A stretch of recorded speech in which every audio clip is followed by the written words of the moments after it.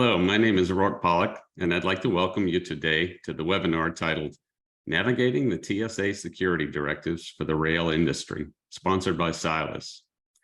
You will see and hear from our four speakers today, but all attendees will have their video hidden and will be on mute throughout the webinar. Time permitting, we will address questions at the end of the webinar, so please submit your questions using the Q&A button at the bottom of your screen. We will also distribute a recording of the webinar at the conclusion of today's session in case you'd like to rewatch it or share it. To get started, I'd like to introduce Norma Graham, our moderator for today's webinar. Norma is Vice President and Chair of the Cybersecurity, Privacy, and Digital Innovation Practice at Van Scoyoc Associates. Norma, I'll turn it over to you to start the conversations. Thank you so much, Rourke, for that. And really thank you to all of the people who are participating with us today, but really our amazing speakers. You know, as Rourke mentioned, one of the things I'm most proud of as I think about this issue and conversation is the time that I spent in the federal government as the Deputy Chief of Staff at the Department of Transportation and at the Federal Railroad Administration. And for anyone who knows me, they know that I passionately believe in managing cybersecurity risk across all of critical infrastructure. And that really means for transportation, you know, we have a new day as we think about what's happening with the TSA security directives, the important role that TSA is playing with its analytics to talk about how we manage risk. And really, we're going to hear from the private sector about what that means when you think about what global risk really means. Now, for transportation, unlike many other sectors, it touches the lives of each one of us every day in such a unique way. That's why we wanted to have a conversation that talks about these sectors individually. And it doesn't mean that others aren't important, but there is a unique difference. And that is that operational technology for cybersecurity issues is very different. And we are going to talk today about how that difference is managed or should be managed, you know, and how do these security directives help us move forward on managing global cyber risk. Now, it's interesting to me, even in public reports from the U.S. intelligence community. So the Director of National Intelligence issued a report not too long ago, and it talks about the serious capabilities that nation states have right now to disrupt critical infrastructure. And they particularly talked about transit, rail, and even pipelines. And so it is fitting today that we're going to spend a little bit of time with three experts with me to talk about these really important issues. And first, we have Scott Gordon, who's the Executive Director for Surface Transportation Policy at the Transportation Security Administration. These are very long titles, people, at the Department of Homeland Security. We have Mona Harrington, who is the Assistant Director of the National Risk Management Center at CISA, the Cybersecurity and Infrastructure Security Agency at DHS. This is a key part of this discussion, and Mona is going to talk about national critical functions and many other issues that are really important. And then importantly, again, that role of the private sector. We have Mickey Schiffman, who is the CTO of Silas, which is a global company that's focusing on specifically cybersecurity risks to the transit and the rail industry. He's going to talk about what he's seeing around the world and really what best practices mean when we try and look at implementation for owners and operators of the SDs. So first, we're going to let each of our speakers take about 2 to 3 minutes really to give opening comments so that they can set the stage for the issues that they believe are most important really to impart. And then from there, I'm going to ask each one of them questions to really suss out some of these issues for what they're working on and really how all these issues and our speakers go together. And so Scott, I'm going to start with you since the topic today is our Transportation Security Administration security directives. Scott? Thank you, Norma, and thank you everybody who's participating today. You know, this is a topic that is front and center for TSA. We're, you know, the securing the nation's transportation systems, and you know, we're talking about rail today, but as Norma mentioned, we've also addressed this with pipelines, and actually they were the first of our security directives. We're starting back in May of 2021 following the attack on Colonial Pipeline, you know, which was a call to action for both industry and government to change the paradigm. We've all been thinking about cybersecurity for some time, but that incident, I think, brought to the forefront really what the effects could be on the nation's economy. And as Mona will talk about, the national critical functions. So railroads are a key part to that. Railroads are service, multiple critical infrastructure sectors, whether it's the delivery of petroleum products, finished products, grains and food. I mean, just about anything you think of goes by rail. So an interruption to the freight railroad systems could have a terrible impact on the economy.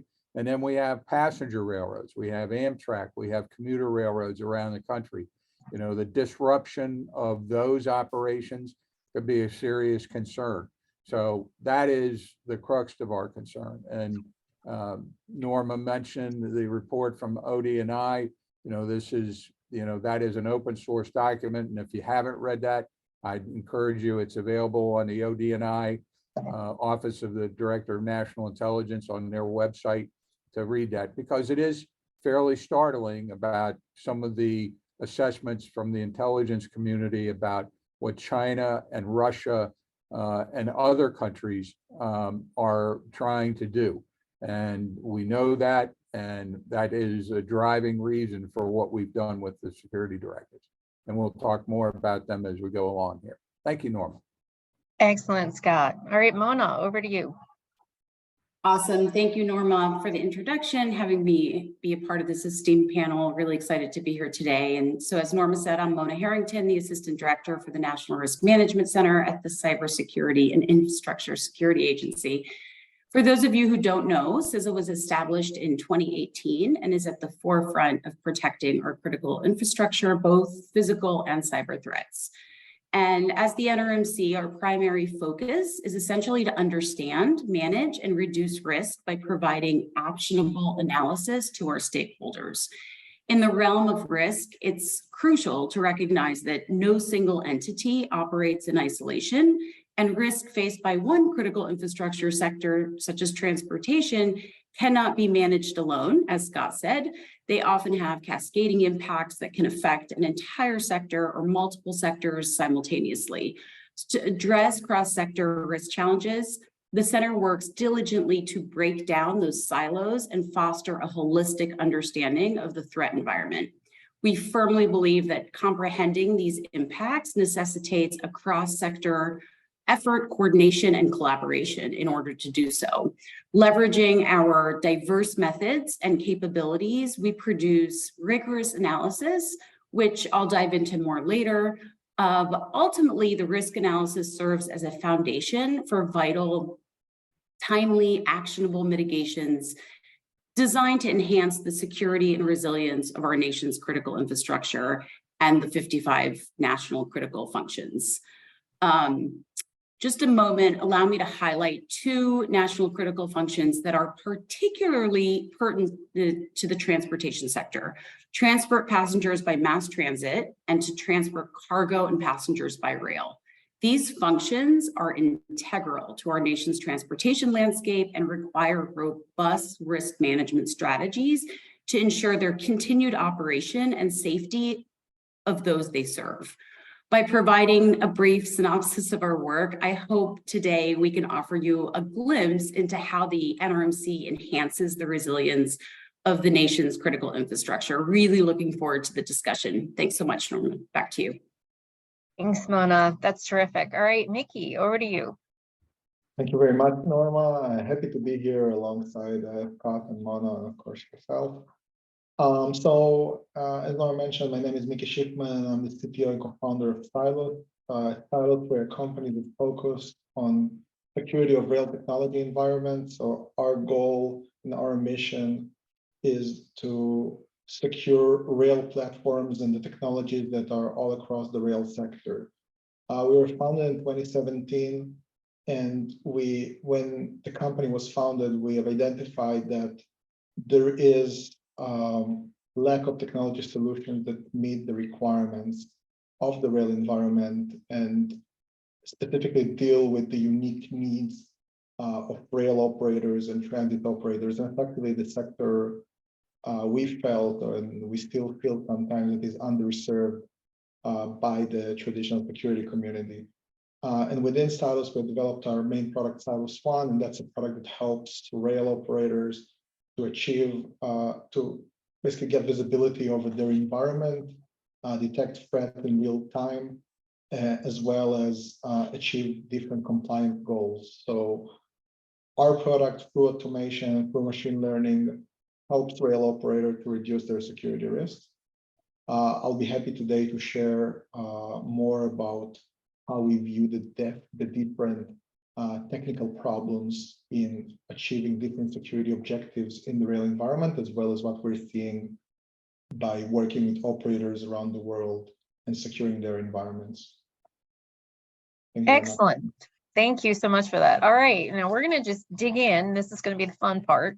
And so, Scott, I'm going to start with you. I'm going to ask you a question that you will love to spend some time on, and that is, you know, as really the U.S. has been working through all these cybersecurity risks and challenges, you know, that systemic risk is really what caused TSA to issue these security directives, and they're different.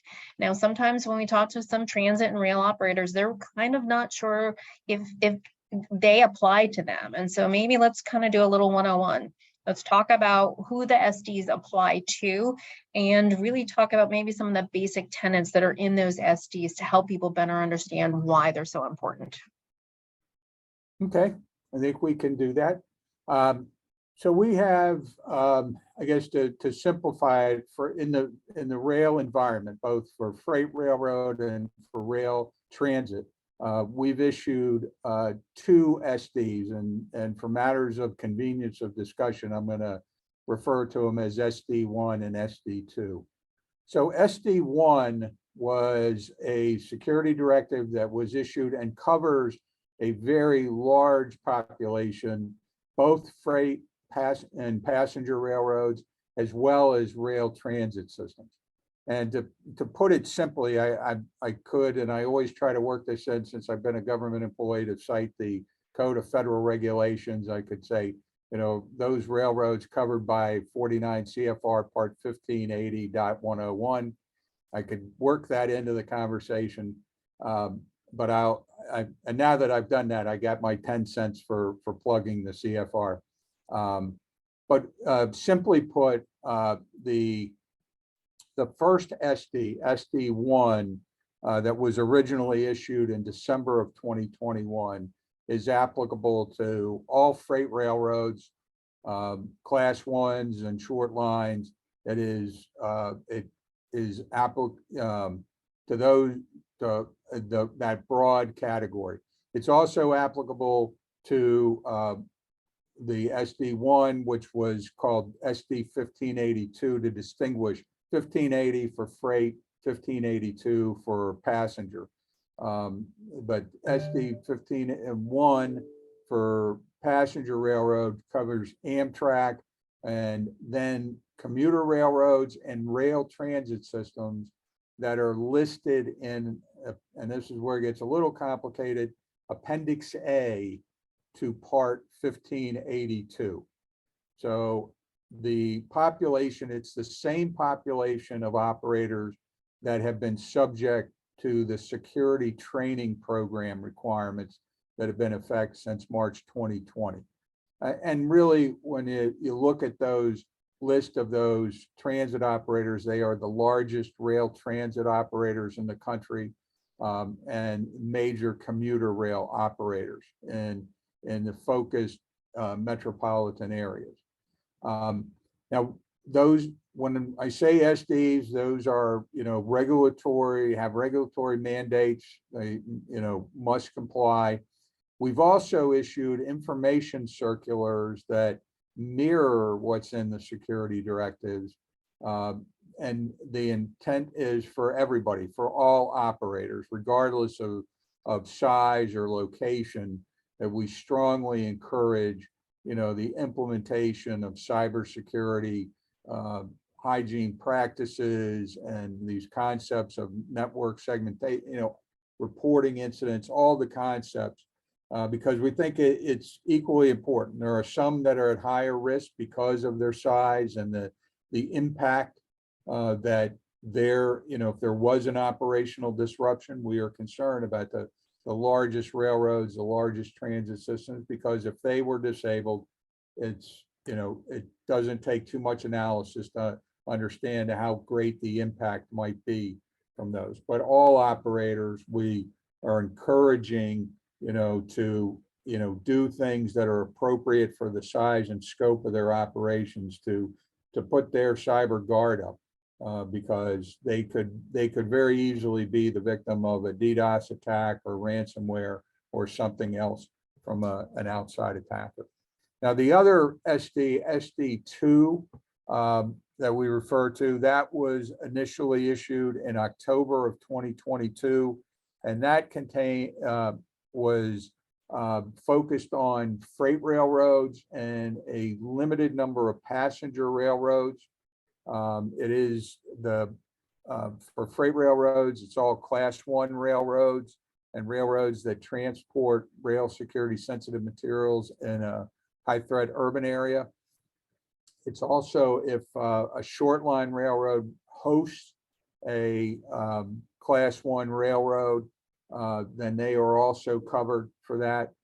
And we also included in this SD2 a population of passenger railroads and short line railroads that are critical to the national defense rail network known as STRACnet.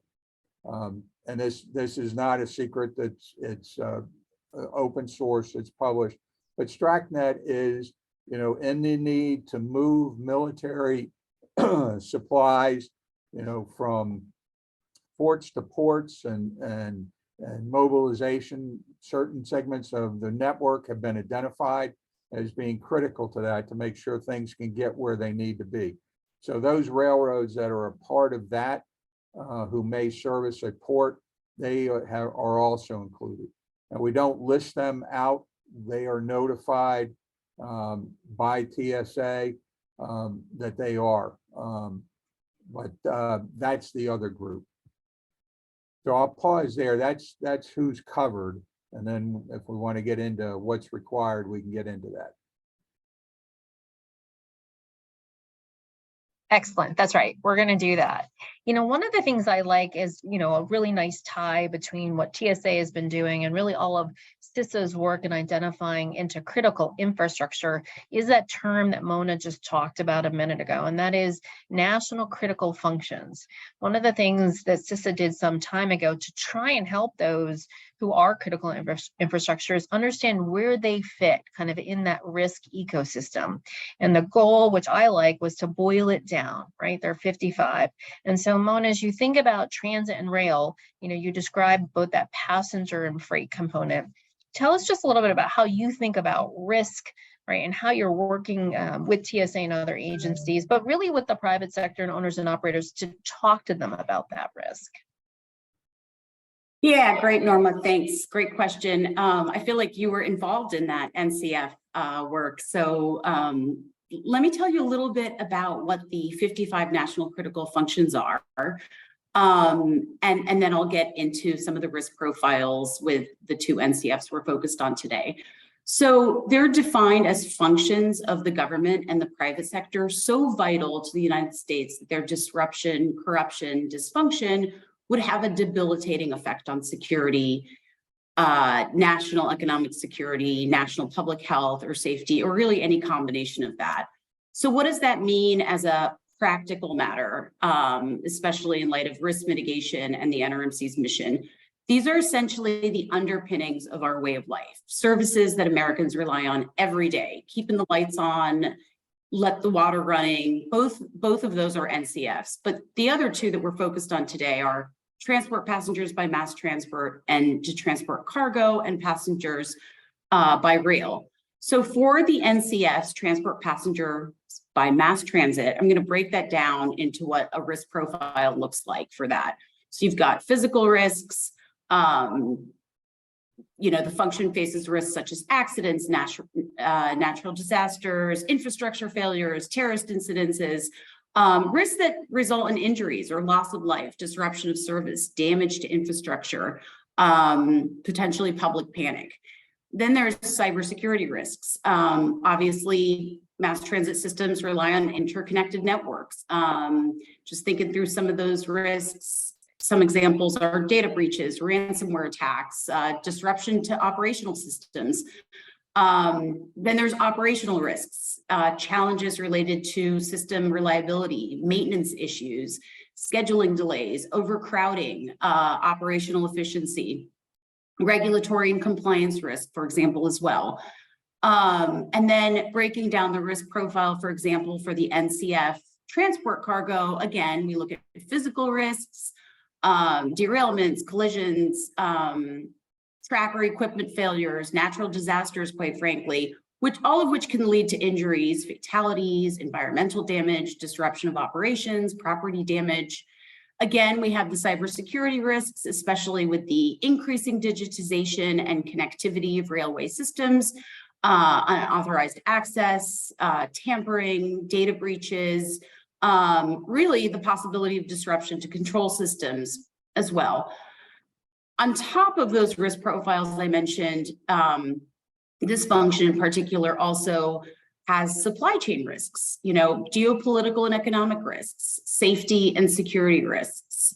It's just really important to note that these risk profiles of transport passengers by mass transit and transport cargo and passengers by rail, those two functions, the risk in there and the consequence assessment can really vary based on factors such as geographic location. And I'll give a quick example. Like in New York City, there's heavy reliance on public transportation. So other factors include the system complexity, the infrastructure conditions, and the nature of operations. Continuous risk assessments, comprehensive risk management strategies, and collaboration among stakeholders are vital for mitigating these risks and enhancing the safety, security, and resilience of those critical functions. And really, here's where the analysis part really starts working for us to mitigate risk. Those cascading impacts of a threat or disruption to railway transport can have such wide-ranging consequences across those sectors and directly impact Americans. So our work in the center to identify those cascading impacts is really a unique lens required to mitigate risk by understanding how that risk cascades travels, if you will, and what the consequence is. I don't know how we're doing on time, but I'd love to give you some really substantial examples of how that risk cascades. How are we doing, Norma? Why don't we, you know what, I'm going to hold that for your next question, because I think that's a really important piece of this dialogue. I think people need to understand when we break down that risk. And you're right, I did work on the creation of national critical functions, and my old DOT days made sure that we separated transit from freight rail, right? That is really important. And Mickey, I'm going to go to you, because this is really where you're focusing on those unique aspects of cyber risk in these industries. And so talk a little bit about how you look at the risk, why it's unique in transit and rail. And if you want to weave in a little bit, some of the things that you're seeing around the world, particular to cyber risk to these industries, I think that'll be a nice tee up when we come back to that point Mona talked about. Yeah, sure. Actually, I wanted to keep listening to Mona, so I'll try to keep it short so I could continue. Anyway, generally speaking, rail systems are quite complex, and the reason they're complex is because we're seeing, I think it's the only system that has such strong reliance between what's happening in infrastructure to what's happening on the moving fleet. So every small malfunction anywhere in the system can cause an entire system shutdown, and that's something that's quite unique in rail. And we're seeing also a more increased trend of automation and even the use of driverless trains around the world, and these are actually quite susceptible to attack, because then all the control is happening through computers, machines, typically unpatched, typically vulnerable, and exposed to quite a lot of CVEs without any option even to patch them because of different safety constraints. So what we're seeing is also like rail also has quite unique set of suppliers, I think, which also has quite of an impact, because it's not an industry you can get a lot of information about the technologies that are being used in it, but usually like security by obscurity is not really a good technique, and it's quite outdated. So there is quite a major challenge in like getting this level of, let's say, transparency from like on what is really happening inside the industry worldwide. What we do see is that if you look at almost every country around the world, we're seeing major trends that are similar to what's happening here, like in North America and the United States.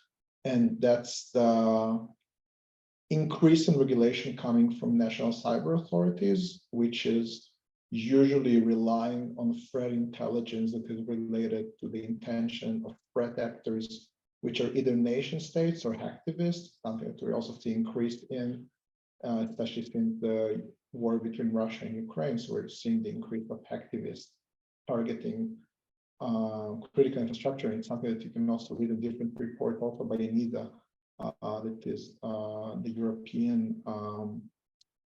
European security agency that is dealing with critical infrastructure. And all of it together, like on one hand, the rise in the digitalization, and on the other hand, the increase in targeting, that's something that calls for basically technical controls or controls in general that will help us to secure the real technology environments and basically work in reducing risk. And I think that one important thing is how you translate those security requirements that we're all familiar with. It could be either the different NIST frameworks or ICT 2.3 to something that you can actually apply in the rail sector, which is not always easy to do.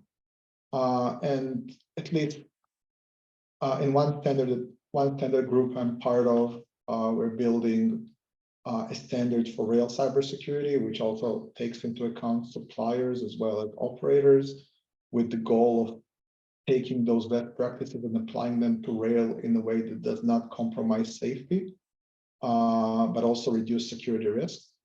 And in another one, for example, in APTA, where we've seen this OT cyber maturity framework that was published late last year. And it also it was also published with the objective of how to apply those complex frameworks to rail, this case transit environment. And we're seeing also similar trends by AAR and other organizations, which is of course very important, like to have this collaboration in the industry and like the promotion of different best practices. So so we can make sure that transit and rail are much like are secure and are ready for the challenges of those interesting years that the world is going through. Right, absolutely. Thank you for that, Mickey. So Scott, we're going to head back to you because as you talked about some of the issues around the SDs, you know, who they apply to, let's talk a little bit about some of the major components in the SDs and really, you know, what it is that TSA is trying to achieve with those mandatory requirements right now, just based on the risk that we're hearing and we see around the world.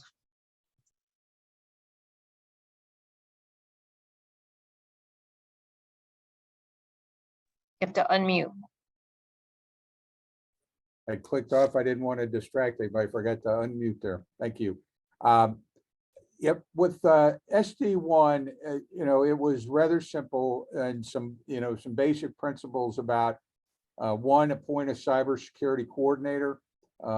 We've had physical security coordinators with railroads since 2008 as a requirement, and we found that to be an extremely vital element to be able to share information with people at operators. And we have a list of go-to people at every railroad. So we've done that with the cyber requirement to have a cybersecurity coordinator, somebody that we can send information to, and in the event that we need to, that we can reach out to and get information from the operator. The other element is to report incidents to CISA, and I'm sure there are some industry people on the call, and this is something we're still working out to make this a good bi-directional exchange of information. But we require that the railroads report cybersecurity incidents that have a operational impact to report those to CISA Central, and then CISA Central shares that information, those reports with us. And we are working with CISA to do analysis of these reports as they come in, not only from the rail sector, but from other transportation modes, and compare those with what's being seen across all 16 critical infrastructure sectors. Where are the common points? What are the common themes? You know, and CISA does a great job with this, with alerts and other things, and tracking these things and working with other agencies to, you know, see what tactics are being used. And it's, you know, a fairly constant stream of warnings about vulnerabilities and exploits and tactics. But this incident reporting is part of that. What are we seeing? What are operators seeing? So that's a component. The third component of that SD1 that is really important is to develop and implement a cybersecurity incident response plan. I mean, there are all kinds of things, you know, and Mickey talked about them, things that can be done to protect systems.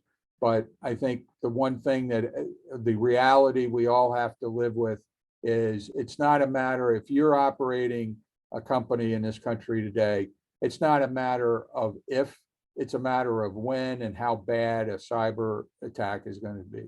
So you have to have a strong incident response plan to you know, have thought through how you're going to protect your data, how you're going to back up your data, how you're going to back up your operations, to have the appropriate mechanisms in place to shift where you need to shift from automated back to manual, if that's going to be, you know, down to what happens if you are the victim of a ransomware attack. What are your corporate policies to deal with that?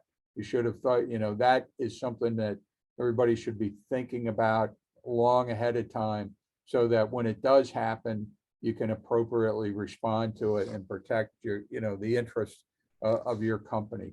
And so, you know, we're strong proponents for that everybody should have an incident response plan.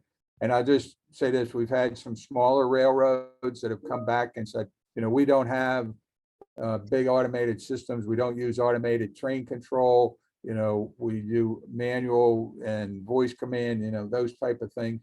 But we still, everybody in today's age is reliant on cyber in some way, even if it's a, you know, a PC and a single server that keeps your payroll records, or is your access to keep your people paid, or have your phone list to be able to call people in for work.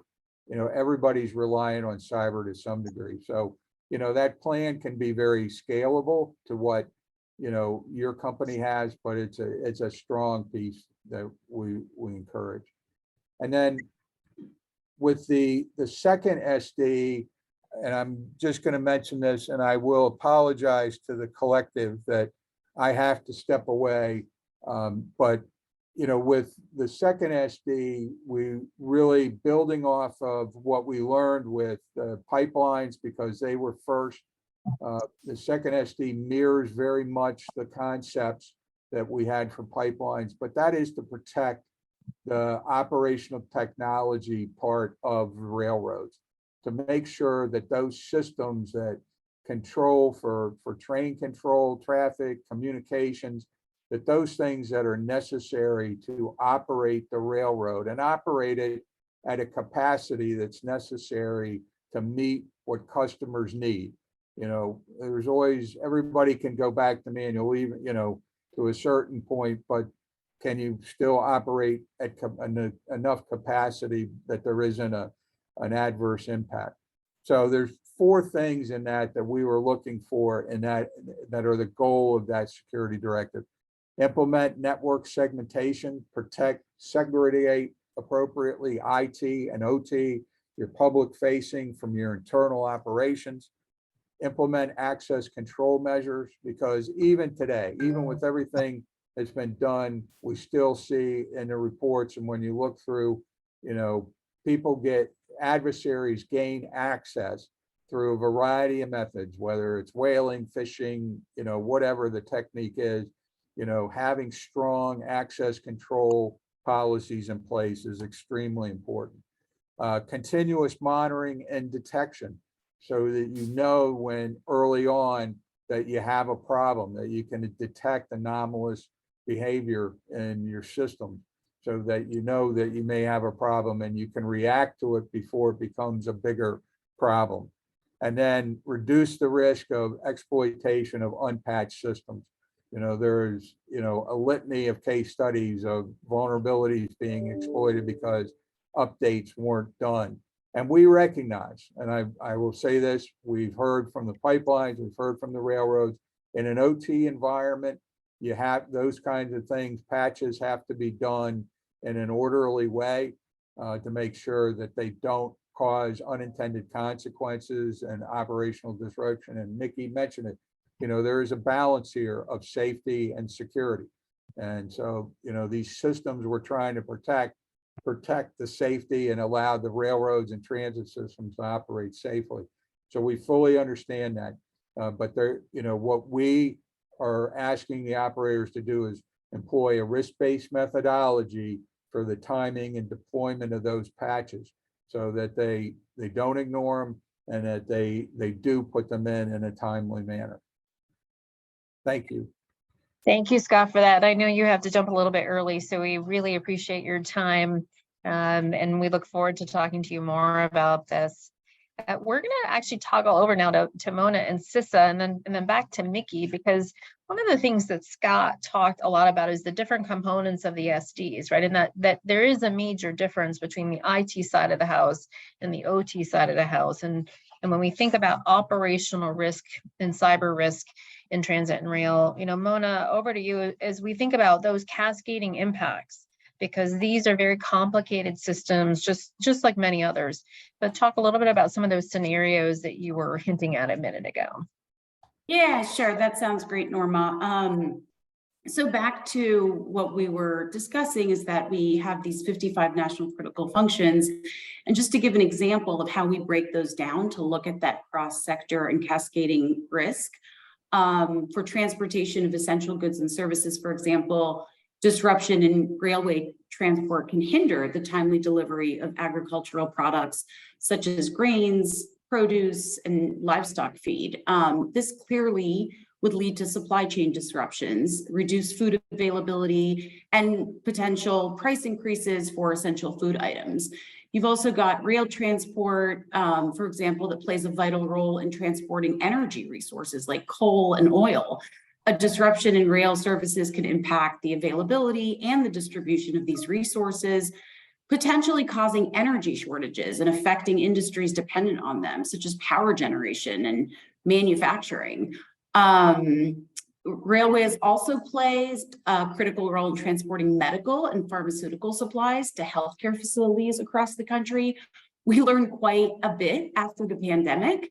A disruption can lead to delays in the delivery of essential medications, medical equipment, and supplies, potentially affecting patient care and public health.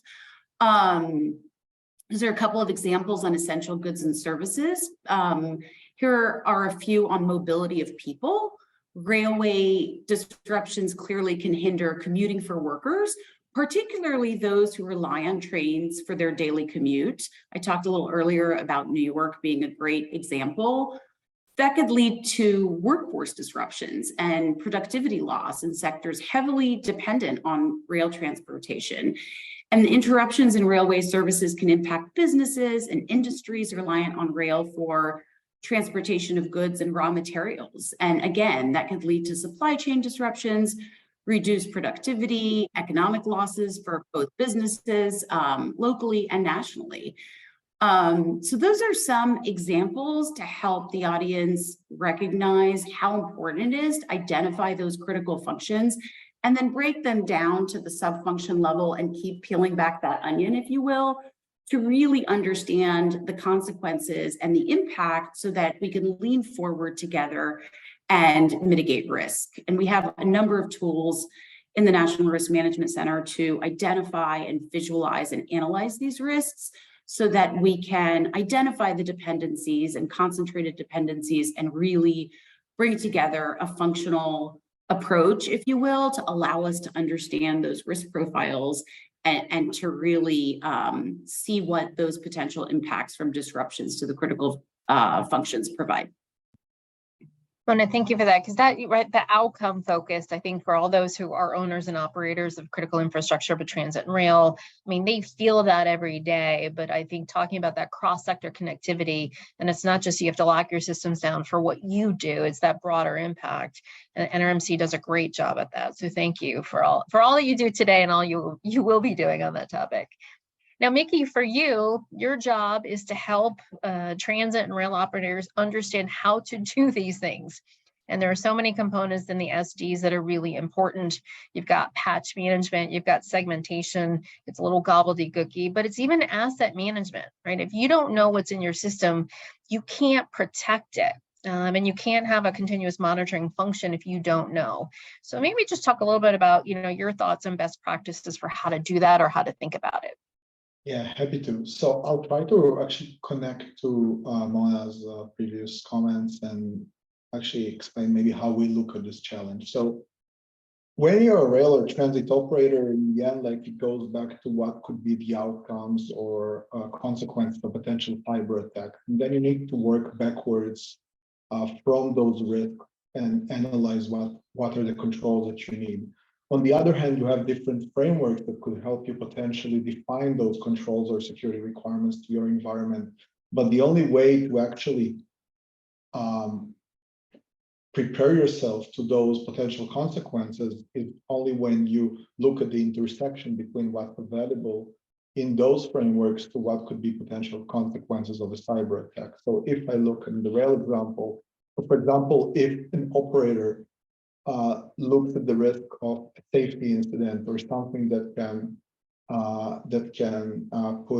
jeopardize human lives or something similar to that, then if they work backwards and analyze what could be potential cyber attack on their system that can cause that, and what controls they have against those cyber attacks, that's a way of doing this. So what we usually do is that through our rail technology security platform, our goal is actually help the operators to identify their critical assets. So actually do it automatically and help them to map the assets that they have in their environment or in their networks to their potential impact on safety and operations. So once you do that, and once you have better visibility over your environment, you could go to the next step and then potentially look at the risk coming from vulnerabilities. So there are lots of vulnerabilities in the rail environment. That's not a secret. It's because of what Scott previously mentioned. It's very hard to patch inside the rail environment. So doing it is something that you need to calculate quite well. So by calculation, you shouldn't only look at, let's say, traditional CVSF, or you also need to understand how the CVSF or look within a specific environment that you operate in. And there are different methodologies and frameworks for that, but it all boils back to understanding how critical are different assets, how well you know your environment, how well you're capable of monitoring it, and all of it can potentially help in reducing risk. And it actually applies both to trackside environment, which comprise out of, let's say, signaling, train control, back office systems, and different dispatching systems, and of course, the onboard as well. So the onboard, in many cases, trains are now including lots of systems that are responsible for safety and availability, and also like passenger-facing services when we think about transit. And all of it together is something that we believe that an operator should monitor, should analyze, should have the right insights about the environment and the most granular context that they can get. And from there, they can build better plans, whether it's for incident response, whether it's for overall risk reduction, for patch management. And it also helps in understanding what parts should you segment and how. And that's something that we believe should be like an essential tool in every operator's arsenal. Yeah, 100%. I agree with that. One of the things we're not going to have time to get into on this webinar, but we are planning some other educational webinars to dig into this, is that nexus between cybersecurity and safety issues, right? In a very heavily regulated industry for safety, which is almost kind of rote, I think, for owners and operators. They understand those mandates and regulations, how to build locomotives and train sets, and really the infrastructure for safety that overlap with cyber, I think, is really important. And there are important roles for CISA and TSA working with, DOT, FTA, and FRA in the alphabet soup. But we don't have time to get into that part today. I know we only have a few minutes left, but I did want to talk a little bit about supply chain security issues. And that is certainly something that sort of runs across all sectors and industries as well. And Mona, I know that you and the NRMC and CISA have spent a lot of time on supply chain issues, particularly on information communications technology, or ICT, which underpins this industry and others, and you have some best practices. So maybe a few thoughts from you on that.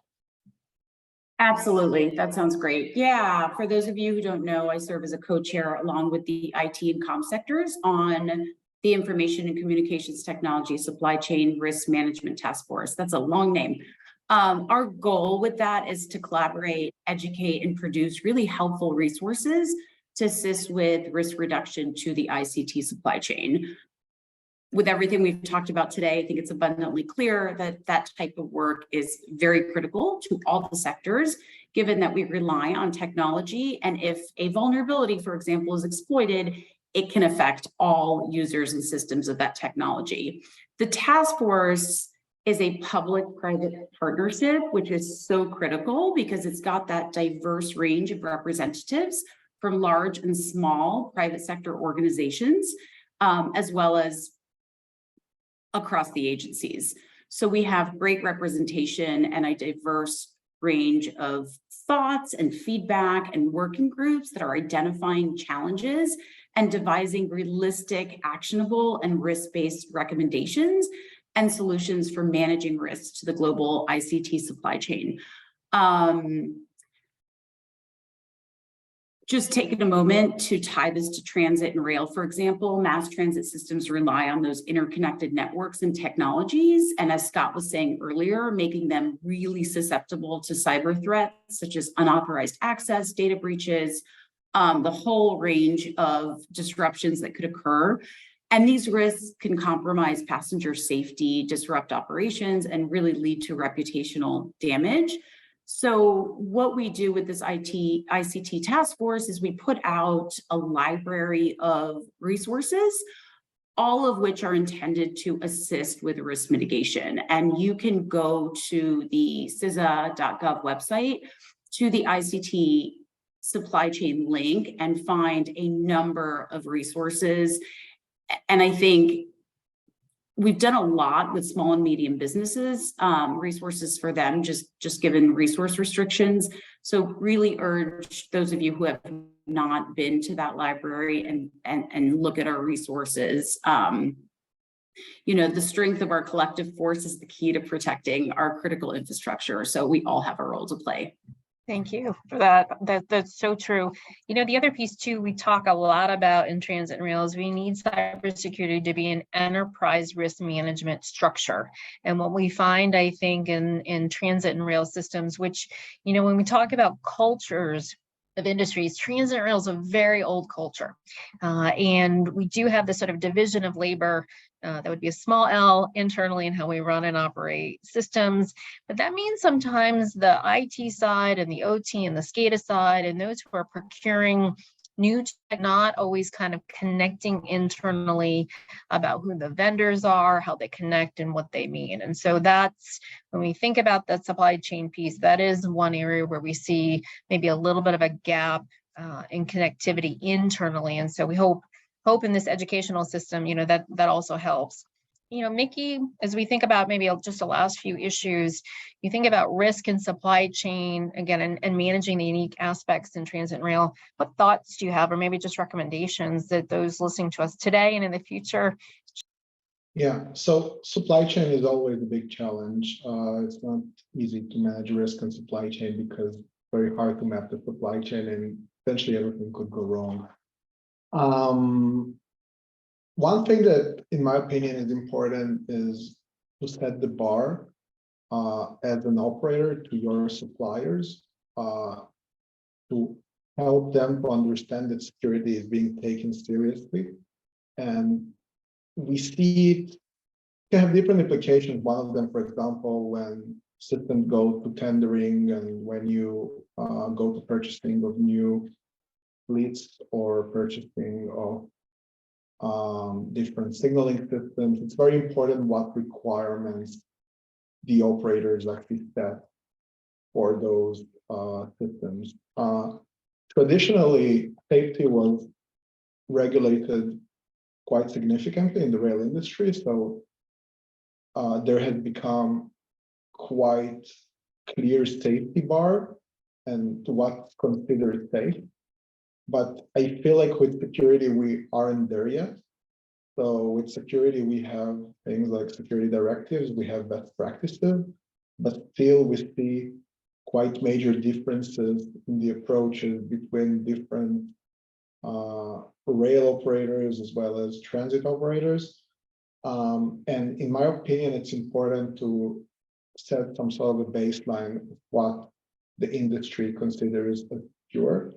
And what are the expectations from suppliers that want to do business within the rail industry. And it can happen in different forms. It can happen by having a detailed set of requirements, by conducting excessive penetration testing or validations on the supply systems. But essentially, there should be a clear message that security is now as important as safety, and security is also an essential part of safety. That is very important. Well, I'm going to give, Mickey, that's sort of a nice roundup in general, kind of, to close out. I've got a few closing remarks, but before I do that, Moni, any last thoughts from you before I round us up? No, this was great discussion. Absolutely fantastic. Back to you, Norma, for closing remarks. Thank you for that. And really, thank you to both of you, and thanks to Scott Gorton and TSA, who's with us for the earlier portion. The goal for today is really to help bring together the focus on safety and security, physical and cyber, to think about this again as an enterprise risk management structure. When we talk about securing systems, TSA's SDs are obviously mandatory. That you don't get to choose if you would like to comply with that. But the goal, as I've heard TSA say this many times, should be outcome focused. And I think that is that difference when you talk about cybersecurity issues and securing systems. Physical safety or safety when you build systems is a little bit easier to manage, but we have to do maybe a better education overall between the IT, OT, and kind of SCADA needs in general. When we think about it, when I was at DOT, we said safety was our North Star, and it did. It guided us for everything that we focused on. And so what we need now is for cybersecurity, as everyone has said, roll that together and think about the implications. There are some questions in general about how security, cyber goes with safety. I know that all of these agencies are actually working together. We are planning another webinar that will talk about really the role of DOT and FRA and FTA, again, the alphabet soup with TSA and CISA as well, which I hopefully will help scale some of these issues. The other piece too, I know there was a question in the chat, which is about funding. And so certainly maybe to differentiate between those who are state or local entities that are running transit systems, there are grants that exist. Our next session, we'll talk a little bit more about that, but Department of Homeland Security and FEMA have funds that can offset costs. So does the Department of Transportation, but we'll help you sort of knit those things together. I think what we also want at the end of the day is for people to understand that transportation and transit is such a critical role. Mona talked about this in our economy in general. And what we we think about maybe the top three sometimes: banking, financial services, energy, communications, or maybe four, it's water. Transportation is something that is critical to all of us. And so for all of those who are with us today who have spent their lives, you know, and maybe 12 generations in the transit rail industry, we thank you for your service. And really thank you, Mona, to you for your service, to TSA for all they do, and Mickey, to you for really trying to help deconstruct in an easy way how to manage that cyber risk. So thank you to everyone for today. We look forward to future conversations together. And I know that we'll all do our part to help manage and secure the system.